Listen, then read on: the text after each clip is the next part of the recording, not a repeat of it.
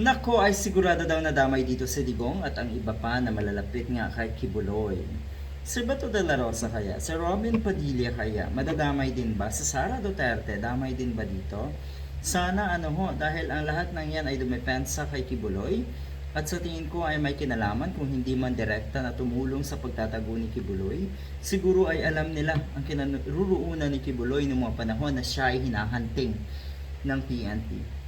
Napakaganda ng development na ito dahil mantakin mo 200 cases of obstruction of justice, disobedience, and other violations.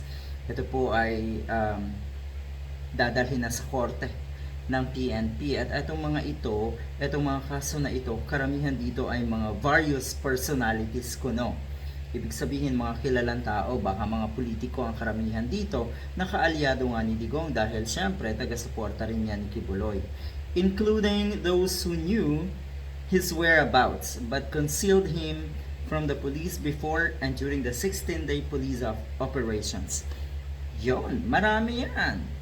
Okay, yung iba pa ginawang biro katulad syempre ni Sara Duterte. Ang sabi ni Digong, secret. Natural, ang iba pa na mga dikit nga dito kay Kibuloy ay may kinalaman or alam din sigurado ang pinagtataguan nga natong si Kibuloy. Magandang panimula ito. Magandang panimula na dapat talaga ay parusahan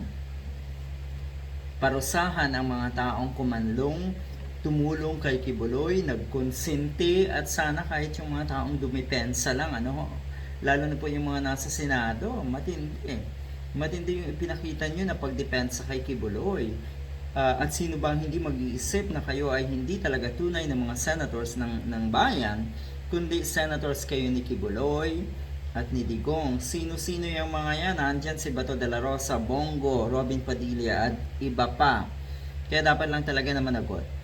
200 cases ito okay? 200 cases.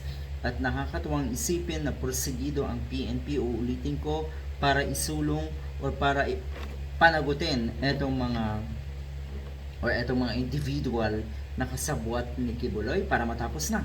Dahil kung si Kibuloy lang ang parurusahan, abay sa ngayon po, etong si Kibuloy ay nag-request ng house arrest, ay ang swerte naman etong appointed son of God na ito, dapat hindi yan pagbigyan dahil ang mga kababayan po natin ay siguradong aalma kung sakaling mapagbigyan ang hinihiling na house arrest or hospital arrest nga netong damuhong ito, netong si Kibuloy na abusado, mapang-abuso, rapist. Yan po ang nababasa natin. At syempre nga, most wanted yan ng FBI. Kaya kung sino man yung nagtatanggol, kawawa. Good luck.